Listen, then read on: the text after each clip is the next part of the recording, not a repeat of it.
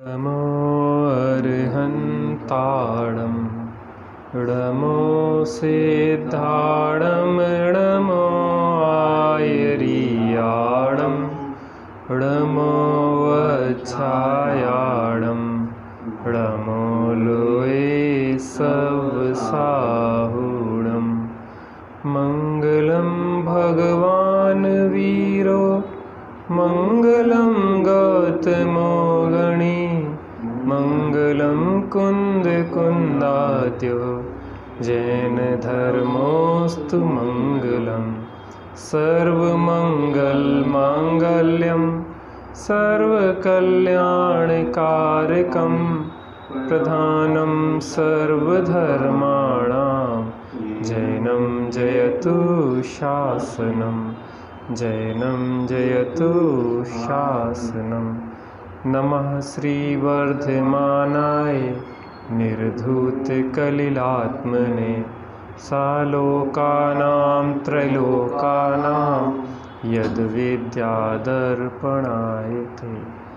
आत्मज्ञान ही ज्ञान है शेष सभी अज्ञान, आत्म शांति का मूल है वीतराग विज्ञान वीतराग विज्ञान।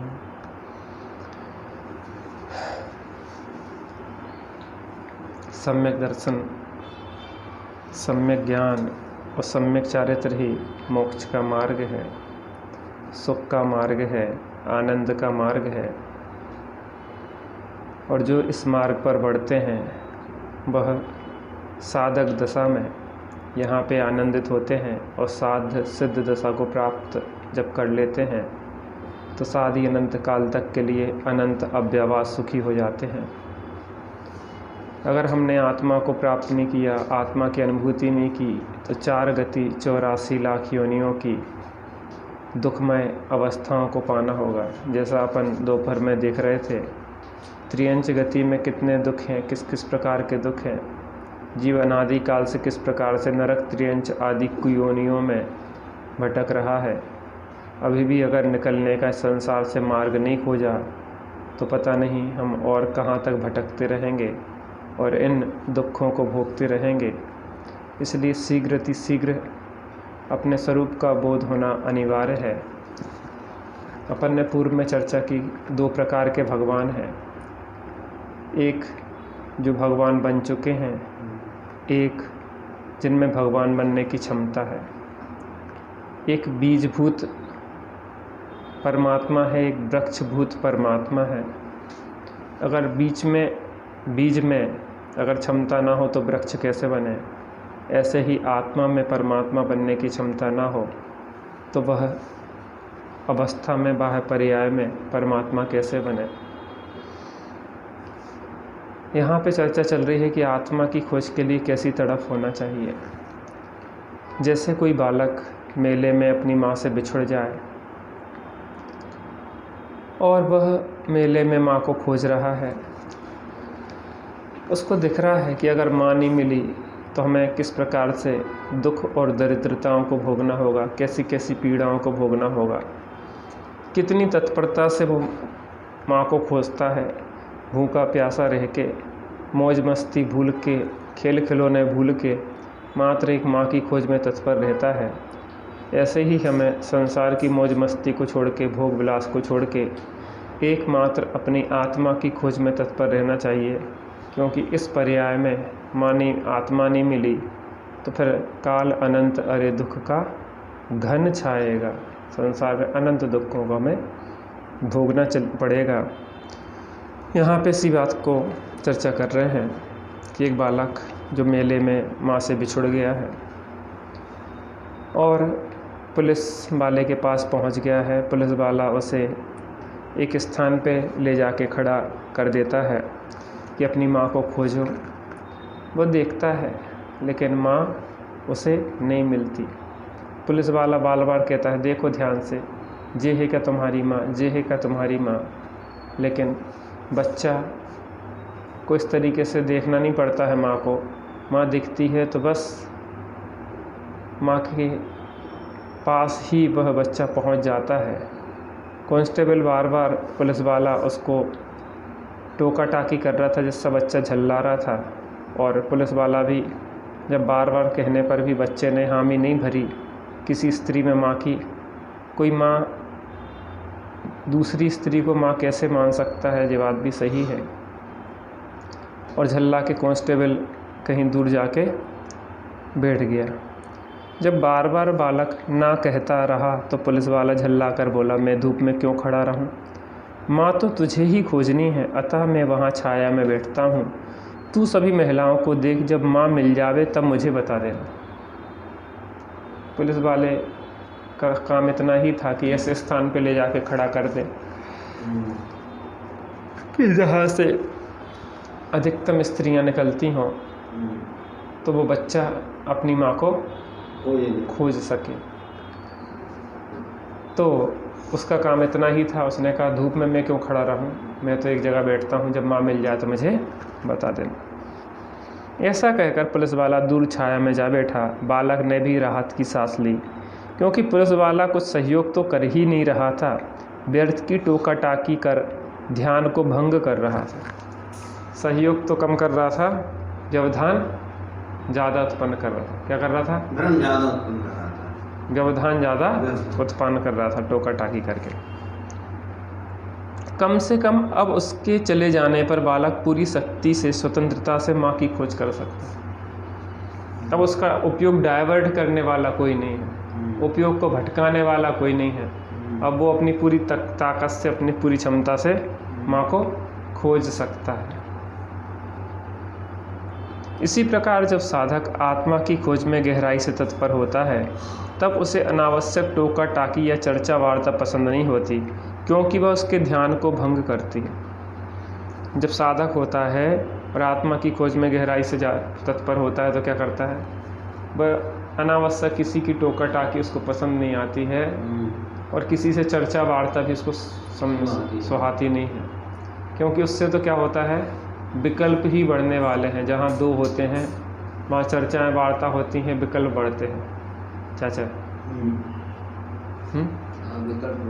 इसलिए उसको अनावश्यक बातें भी पसंद नहीं आती हैं, उसको टोका टाकी भी पसंद नहीं आती है। वो तो गुप्त रह के अपनी साधना करता रहता है, बिल्कुल शांति से, क्योंकि अनावश्यक टोका टाकी चर्चा वार्ता उसके ध्यान को भंग करती है। उस बालक को अपनी माँ की खोज की जैसी तड़प है, आत्मा की खोज की वैसी तड़प हमें भी जगे तो आत्मा मिले बिना नहीं रह सकती। बालक को माँ की खोज, जैसी माँ की खोज है, वैसे हमें किसकी खोज होना चाहिए? अपने आप की, आत्मा की। जिस समय, जिस दिन हमें अपनी आत्मा की वैसी खोज हो जाए, तो आत्मा मिले बिना नहीं रहे। लेकिन हमारे अंदर वैसी तड़प नहीं है। कहते तो हैं कि हमें धर्म करना है, हमें शांति चाहिए है, लेकिन हमें उस तरीके से तड़प उत्पन्न नहीं होती। कौन कहता है भगवान आते नहीं, भगवान आते तो हैं, हम बुलाते नहीं। मंगलम मंगलम चेतना मंगलम, मंगलम मंगलम चेतना मंगलम। कौन कहता है अनुभूति होती नहीं, अनुभूति होती तो है, हम करते नहीं। अनुभूति होती नहीं कि हम कर नहीं रहे। आवाल गोपाल सबको अनुभूति स्वरूप भगवान आत्मा ही अनुभव में आ रहा है, लेकिन हमें क्या नहीं होता है? विश्वास नहीं होता है।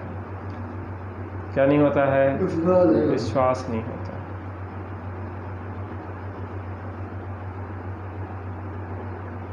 क्या करना है अपन को? विश्वास करना है। जब विश्वास माना सम्यक दर्शन, अपन ने इसके पहले चर्चा की थी।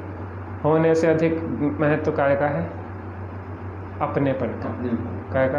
अपनेपन का। होने से अधिक महत्व काय का है? अपनेपन का। वो सेठ जी थे, सेठ जी का सप्त व्यसनी लड़का पप्पू, उसमें अपनापन था। मोहल्ले का मुन्नू जो सब प्रकार से योग्य था, समझदार था, माता पिता की बात मानता था, पढ़ने में होशियार था, लेकिन उसमें क्या नहीं था?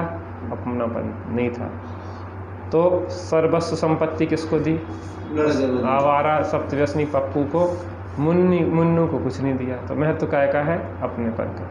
एक बार आत्मा में अपनापन आए और आत्मा की प्राप्ति के लिए सर्वस्व ताकत लगा दी जाए तो आत्मा की प्राप्ति होना कठिन नहीं। वह बालक अच्छी तरह जानता है कि यदि साय तक माँ नहीं मिली तो क्या होगा। बच्चा क्या जानता है? राजेश भाई, अपने अंदर ऐसा नहीं समझ में आता कि ये जीवन की सांझ हो रही है। इस जीवन की सांझ होने के पहले अगर हमने ज्ञान का दीपक नहीं जलाया तो अंधेरे में भटकते रहेंगे, गड्ढों में गिरेंगे और मर जाएंगे कुओं में गिर के। हमने जब दुकान खोली थी तो एक वाक्य लिखवाया था, क्या? जीवन की सांझ होने के पहले ज्ञान का दीपक जला लो। क्या वाक्य था? जीवन की सांझ होने से पहले ज्ञान का दीपक, जीवन की सांझ होने के पहले अगर ज्ञान का दीपक जला लिया तो अंधेरे में नहीं भटकना पड़ेगा। अच्छा, क्या? अंधेरे में नहीं भटकना पड़ेगा, सम्यक ज्ञान का दीपक होगा। और सम्यक ज्ञान का दीपक जिसके पास होता है उसको सही गलत का निर्णय होता है। एक अंधा व्यक्ति था, एक बार खीर बनाई गई, उस अंधे व्यक्ति से कहा खीर खाओगे? तो उसने कहा कि भैया मैंने आज तक खीर नहीं खाई, खीर होती कैसी है थोड़ा बताना। अब दो तरीके हैं, या तो उसकी आँख खोल दी जाए, आँख का ऑपरेशन करके सही करवा दी जाए तो खीर को जान ले, या दूसरे उसको समझाएं खीर के बारे में। कौन सा सही उपाय है? समझा दो। समझाया गया खीर कैसी होती है, नहीं कि सफ़ेद होती है। नहीं सफ़ेद, मैं ना काला जानता हूँ ना सफ़ेद जानता हूँ, मैं तो अंधा हूँ जन्म से। सफ़ेद कैसा होता है? कहला सफ़ेद बगुला जैसा होता है। कैसा होता है? कहला और उलझा दिया, पहले तो सफ़ेद ही नहीं जानता, अब नया चीज़ और बता दी। क्या बता दी? बगुला। क्या बता दी? बगुला। बगुला कैसा होता है? उसने ऐसा हाथ किया बताने के लिए, तो उसने ऐसा हाथ टटोला, अरे कहला ये तो बड़ी टेढ़ी खीर है और गले में अटक जाएगी। सबसे सही तरीका तो ये है कि उसकी आँखों का ऑपरेशन करके आँखें खोल दो तो उसको सफ़ेद और काले का और सही और गलत का पता पड़ जाए। समंत्र भद्र स्वामी ने रत्नकंठ श्रावकाचार्य जी में बताया 8वें अंग में, कायम प्रभावन अंग में, कि अज्ञान से अंध नेत्रों को ज्ञान का प्रकाश कर देना यही सच्ची प्रभावना है। अंधेरे में भटक रहे हैं, टटोल रहे हैं, दुखी हो रहे हैं, तो क्या करना है हमें? सही जानकारी दे देना, आत्मबोध करा देना सच्ची प्रभावना है कि नहीं है? अपन रुपया पैसा दे दो तो उससे सुखी नहीं होगा कोई। अगर सही ज्ञान दे दो उसको, तत्व ज्ञान दे दो तो जीव सुखी हो जाए। तो कह रहे हैं वह बालक अच्छी तरह जानता है कि यदि साय तक माँ नहीं मिली तो क्या होगा। घनी अंधेरी रात उसे पुलिस चौकी की काली कोठरी में अकेले ही बिताना होगा।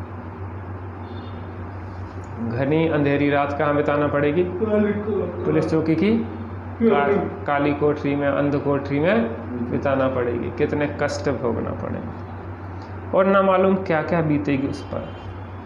पुलिस चौकी में क्या क्या बीतेंगी, क्या क्या कष्ट भोगना पड़ेंगे, कुछ कहा नहीं जा सकता। बात मात्र इतनी ही नहीं, यदि माँ मिली ही नहीं तो सारा जीवन भीख मांगकर गुजारना पड़ सकता है। एक आध दिन तो पुलिस वाले रखेंगे या जो भी होगी, लेकिन उसके बाद माँ नहीं मिली तो क्या होगा? अनाथालय क्या को भीख मांग मांग के अपना पेट पालेगा। भीख मांग के अपनी व्यवस्था करना पड़ेगी, कैसे कष्ट भोगना पड़ेंगे। हैं? वहाँ पे क्या क्या आजकल हाथ पांव काट देते हैं बच्चों के, फिर उन्हें स्टेशनों पे भीख मंगाई जाती है। अनाथालयों में भी उनके साथ कैसा दुर्व्यवहार होता है, उनका शोषण होता है बच्चों का। इसलिए क्या कह रहे हैं, कैसी कैसी पूरी जीवन की कहानी उसको दिख रही है। किसको? अपने को दिख रही कि नहीं दिख रही? कि निगोद की काल कोठरी में हमें जीवन बिताना पड़े। अब निगोद की चर्चा करी ना, कैसे अनंत काल तक जी। काल अनंत निगोद मजार, बीत्यो एकेंद्री तन धार, निकस भूमि जल पावक भयो, पवन प्रत्येक वनस्पति थयो, दुर्लभ लही ज्यों चिंतामणि, त्यों पर आए लही त्रस्त। नरकों के कैसे दुख है।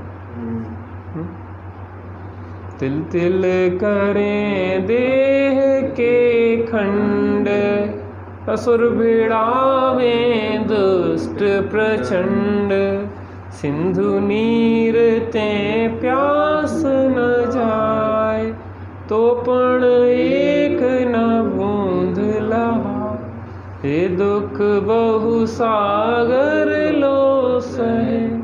कर्म योग बहु सागर तक ये दुख हमने भोगे हैं, और अभी भी अगर आत्मा नहीं मिली तो भोगना पड़ेंगे। ऐसे ही बच्चे को पूरा दिख रहा है कि अगर माँ नहीं मिली तो कैसे कैसे कष्ट हमें भोगना पड़ेगा। इसका ख्याल आते ही वह कांप उठता है, सब कुछ भूलकर अपनी माँ की खोज में संलग्न हो जाता है। जैसे ही ये समझ में आता है तो फिर वो कांप जाता है और पूरी ताकत अपनी काय में लगाता है, माँ के खोजने के लिए। क्या उस बालक के समान हमें भी यह कल्पना है कि यदि जीवन की संध्या तक भगवान आत्मा नहीं मिला तो 4 गतियों 84 लाख योनियों के घने अंधकार में अनंत काल तक भटकना होगा? लगता है ऐसा राजेश भाई? हाँ, क्या नहीं कर पाते, ऐसे भटकना पड़ेगा अपने। उस बच्चे जैसे हमें भी 4 गति 84 लाख योनियों में अनंत काल तक ऐसे ही भटकना पड़ेगा। फिर काल अनंत अरे दुख का घन छाए। नर रे नर रे नर रे, तू चेत अरे नर रे, क्यों मूढ़ विमूढ़ बना, कैसा पागल खर रे, पर अवलंबन तज रे, निज का आश्रय कर ले। किसका आश्रय कर ले? निज का। अनंत दुख भोगने होंगे। यदि हमें इसकी कल्पना होती तो हम यह बहुमूल्य मानव जीवन यूं ही विषय कसायों में बर्बाद नहीं कर रहे होते। उस बालक से यदि कोई कहे कि बहुत देर हो गई धूप में खड़े खड़े, जरा इधर आओ, छाया में बैठ जाओ, कुछ खाओ पियो, खेलो कूदो, मन बहलाओ, फिर खोज लेना अपनी माँ को। क्या जल्दी है? अभी तो बहुत दिन बाकी है। कोई ने समझा रहा है कि बेटा धूप में काहे को खड़े हो, यहाँ पे आ जाओ, बैठ लो, थोड़ा खेल कूद लो, थोड़ा खा पी लो, अभी तो दिन बहुत बाकी है। तो बच्चा क्या कहेगा? क्या कहेगा भाई कि हम आराम कर लें, थोड़ा सा छाया में बैठ जाएं, खेल कूद लें, खिलौने चला खेल लें। तो क्या बालक उनकी बात सुनेगा? शांति से छाया में बैठेगा, इच्छित वस्तु प्रेम से खाएगा, खेलेगा, कूदेगा, मन बहलाएगा? यदि नहीं तो फिर हम और आप भी यह सब कैसे कर सकते हैं? पर कर रहे हैं। राज भाई, शादी विवाह किए, गुड्डा गुड्डी के खेल खेले, बच्चे पैदा किए, भोगों में लगे हैं। क्या कर रहे हैं? मनुष्य भाव काय के लिए मिला था? मनुष्य भाव काय के लिए मिला था? अपने कल्याण के लिए। आया कहाँ से कहाँ है जाना, आया कहाँ से कहाँ है जाना,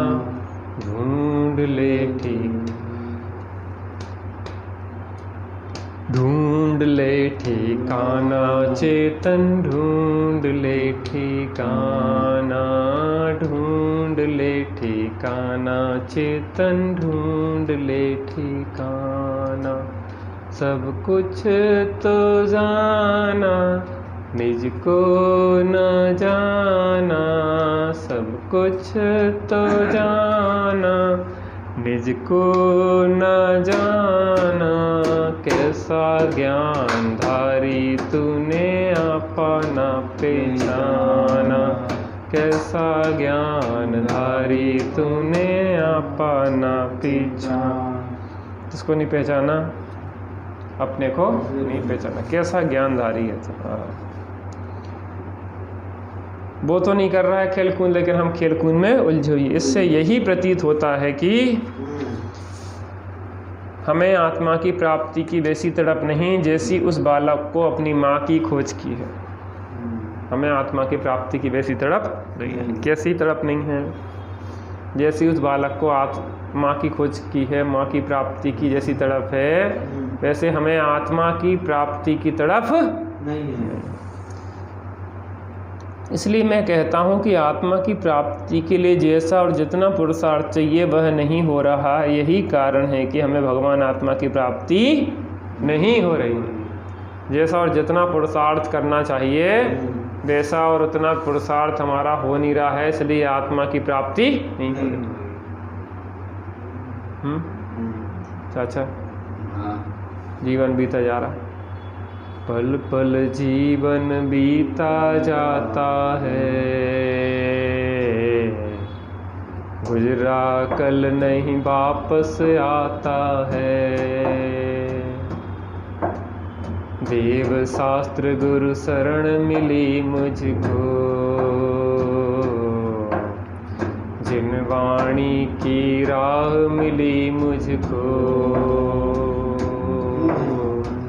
अवसर जो चूका तो में पछताएगा,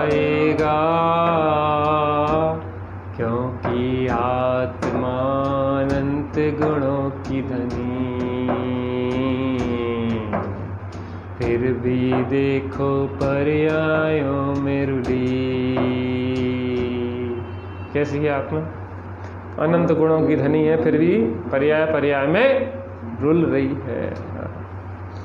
तो जैसे उस बालक को माँ की प्राप्ति की तड़प है, वैसी हमें जितनी और उतनी तड़प हो जाए तो हमें भगवान आत्मा की प्राप्ति हो जाए, लेकिन वैसी उतनी तड़प नहीं है, इसलिए भगवान आत्मा प्राप्त नहीं हो रहा। यह बात भी नहीं है कि बालक भूखा ही रहेगा, खाएगा, वह भी खाएगा, पर उसे खाने में कोई रस नहीं होगा। बालक भूखा तो रहेगा नहीं, सुबह से शाम तक कुछ ना कुछ तो खाएगा, हाँ? नहीं तो बालक ही स्वर्ग से धार जाएगा। दूसरे लोग भी कहेंगे कि बेटा खा लो थोड़ा, फिर ढूंढ लेना। बच्चा खाना भी खाएगा और क्या करेगा? रस नहीं होगा खाने में। जल्दी जल्दी खाया उसने, थोड़े से निवाले गले में डाले और उसके बाद फिर क्या करेगा? क्या करेगा? फिर खोजेगा। धूप बर्दाश्त न होने पर थोड़े समय को छाया में भी बैठ सकता है। 48-50 डिग्री टेम्परेचर चल रहा हो तो अब ज़्यादा देर धूप में भी नहीं बैठ सकता, तो थोड़ी देर छाया में भी बैठ जाएगा। पर क्या होगा? पर ध्यान उसका किस पे होगा? माँ की खोज पे ही रहेगा, वहीं देखता रहेगा। किसको? माँ को। दृष्टि किस पे है? माँ पे है। हमारी दृष्टि किस पे है? कब तक बाहर रहेगी चाचा? लाना है तो अब जीवन की सांझ तो आ गई है, हाँ? अभी भी नहीं लाए तो क्या होगा? जा रही है जिंदगी। जिंदगी एक किराए का घर है, एक ना एक दिन बदलना पड़ेगा। मौत जब तुझे को आवाज देगी, घर से बाहर निकलना पड़ेगा।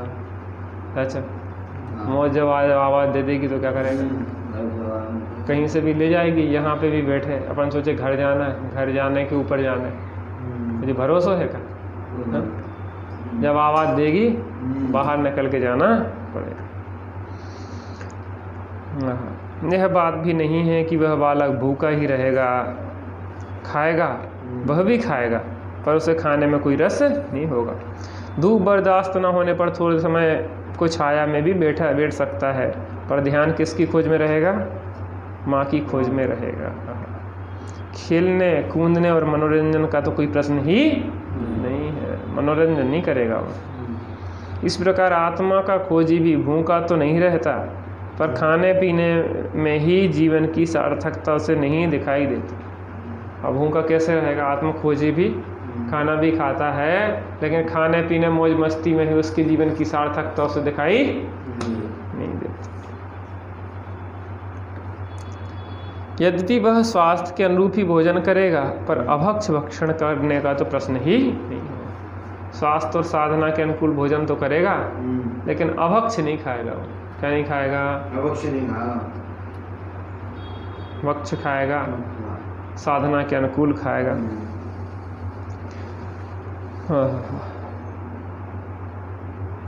अभक्ष भक्षण करने का तो प्रश्न ही उपस्थित नहीं होता। कमजोरी के कारण वह अनेक सुविधाओं के बीच में भी रह सकता है, पर उसका ध्यान सदा आत्मा की ओर ही रहता है।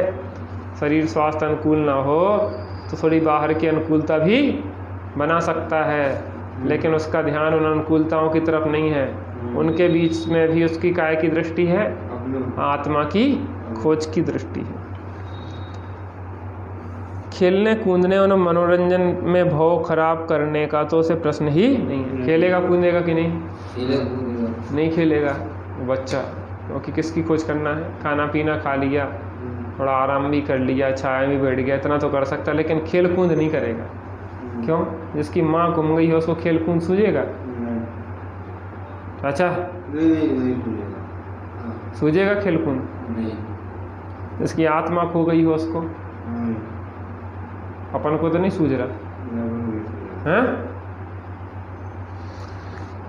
इसी प्रकार आत्मा का खोजी भी भूखा तो नहीं रहता, पर खाने पीने में ही अपने जीवन की सार्थकता से भाषित नहीं होती। यद्यपि वह स्वास्थ्य के अनुरूप ही भोजन करेगा, पर अभक्ष भक्षण करने का तो प्रश्न उपस्थित नहीं होता।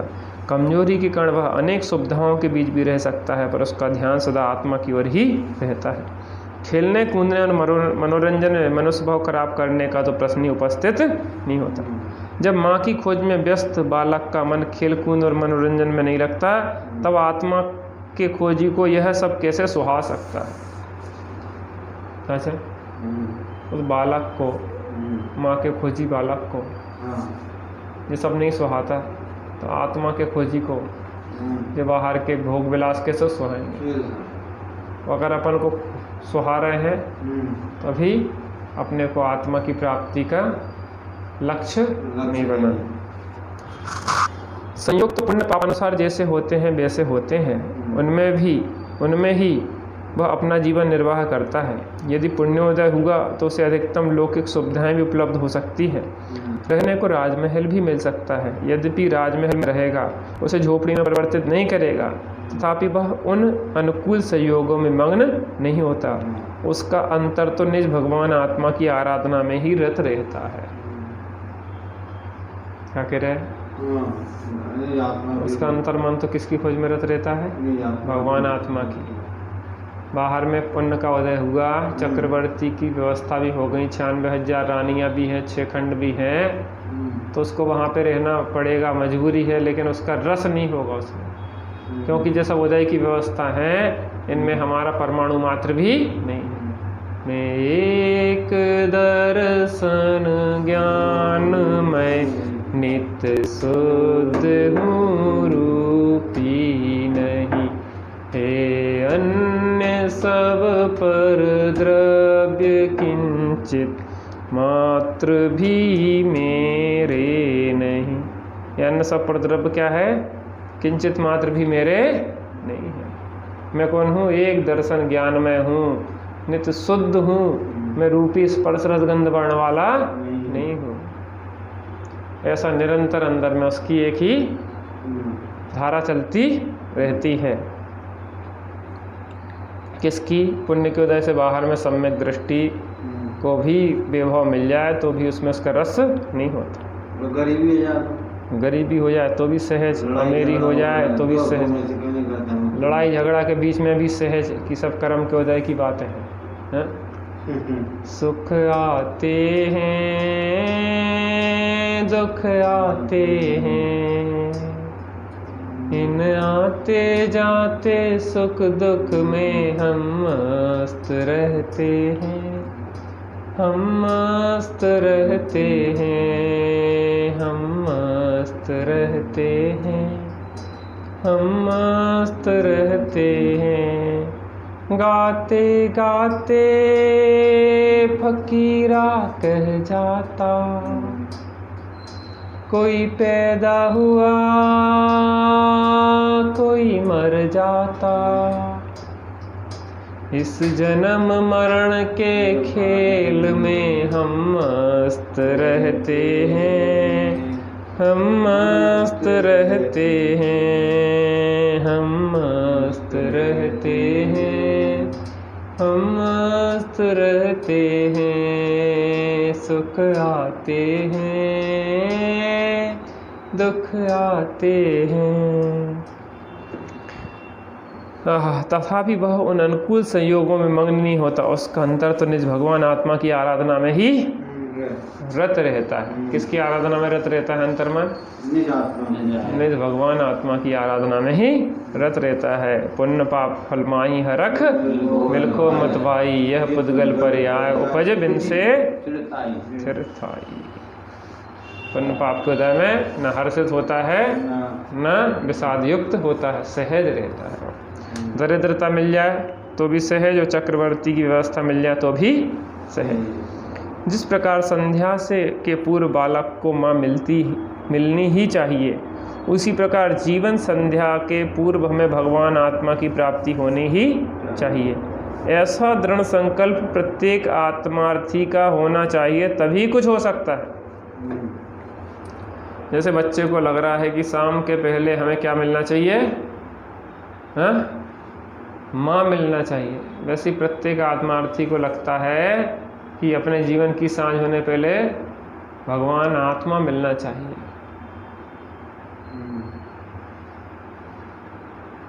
धिक धिक जीवन समकित बिना। वैसे तो मनुष्य पर्याय संयम के लिए है, लेकिन मनुष्य पर्याय संयम के लिए है, लेकिन कम से कम अगर संयम धारण न कर पाओ तो सम्यक दर्शन तो प्राप्त कर ही लेना चाहिए। श्रीमद जी भावना भाते थे, अपूर्व अवसर ऐसा किस दिन आएगा, यह अपूर्व अवसर मेरा कब आएगा, कब होगा वह अंतर निर्ग्रंथ में, कब विचरूंगा महंत पुरुष के पंथ में। नग्न दिगंबर मुनि मुद्रा को पाऊंगा, अपूर्व अवसर ऐसा किस दिन आएगा, यह अपूर्व अवसर मेरा कब आएगा। पूर्ण संयम धारण करने में ही मनुष्य भाव की सार्थकता है। श्री गुरु बार बार समझाते हैं कि निर्ग्रंथ दशा धारण करो, लेकिन अगर कमजोरी बस ना धारण कर पाओ तो देश संयम अवश्य ही धारण करना चाहिए, और देश संयम भी धारण ना कर पाओ तो कम से कम सम्यक दर्शन तो प्राप्त करके ही जाना चाहिए। क्योंकि मनुष्य पर्याय की एक एक घड़ी अनंत रत्नों की से भी अधिक कीमती है। हम सभी अपने जीवन की सांझ होने के पहले अपने सम्यक ज्ञान का दीपक जलाएं। जैसी तड़प उस बच्चे को माँ की प्राप्ति के लिए ही है, वैसे ही हमें आत्मा की प्राप्ति की तड़प हो, तो अवश्य ही आत्मा की प्राप्ति होती है। हम सभी सुखी हों ऐसी मंगलमय भावना से। सापेक्ष अमृत जिन बचन निरपेक्ष सत चैतन्य गण दरसार है कलिकाल में अनुभव करो हे भव्य जन। तीर्थंकरों के विरह में यदि न रहे जिन वचन, तो स्वपरहित कैसे करें इस जगत में फिर भव्य जन। अज्ञान बस भ्रमते रहें पशुवत सदा ही दुख सहें। धन धन्य है वे जीव जो जिन वचन सुन निज हित करें। जा वाणी के ज्ञान से सूझे लोकालोक, सो वाणी मस्तक नमो सदा देत हूँ।